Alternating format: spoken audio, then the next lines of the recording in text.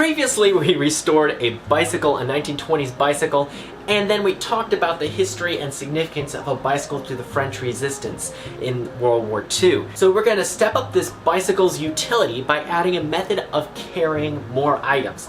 And in this case, we're going to make a crate. We're going to make the crate actually out of, you guessed it, pallet wood. So I already disassembled the pallet that these slats are from. I used that pallet breaker that I made quite a few months ago now. And I've already pre-measured these slats, so all I need to do is cut them to the right length. So the crate dimensions are mainly based on the bicycle rack, cargo rack that's on the back of the bike. I don't want it too large because then it could dig into our back as we're riding the bicycle. Or if it's too small, well, I'm just wasting an opportunity to be able to carry more items on the back of the bicycle. Something I should probably say at this point is that I'm not going for a super finished appearance, as I want this to look rugged, so I'm keeping the pallet slats normal appearance, and I'm not worrying about planing the wood down at all. I don't know about you guys, but with wood glue bottles, it's kind of fun pulling the glue off the top of the bottle once it's dried. Anyways, I'm going to glue these joints. I'm not going to use any like dowels or anything like that, biscuits or anything like that to join these. I'm just relying on the glue. And again, I'm doing minimal prep for these boards. I'm not trying to make this thing like super strong, and nor am I trying to make it look fancy. There are so many more ways to improve on this design if I was looking for a more finished appearance. But again, keeping in mind its purpose, this is perfect. I love using these picture frame clamps for doing a 90 degree, of course, two boards, so I make sure everything's lined up nicely for the glue up and nailing it into place. Again, I'm mainly relying on the glue to hold this, but I am going to shoot a bunch of small nails in as well. With that done, it's time to make a second one. These two portions will be duplicate but mirrored and will make a complete bottom of the crate or floor of the crate.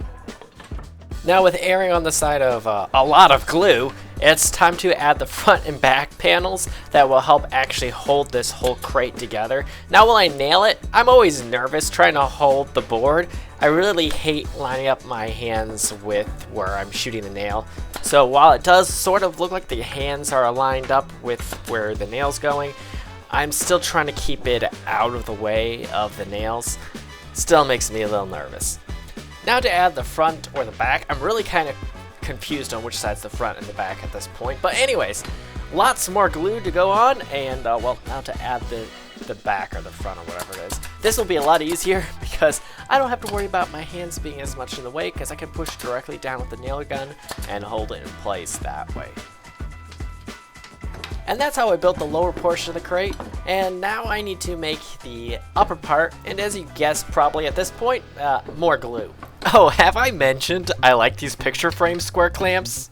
They also made it a lot easier right here to keep my hand out of the way of the nail gun. This upper portion of the crate that I'm assembling is to, well, make it look more like a crate than just a box.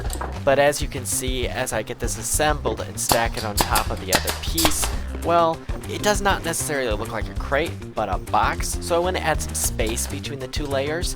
So I'm adding these leg-like pieces of wood that would give a gap between the two. And I'm using this clamp to keep my hands well out of harm's way while I'm shooting the nails in. Again, I'm using lots of glue to make sure these stay in place. The nails are just holding it in as the glue dries.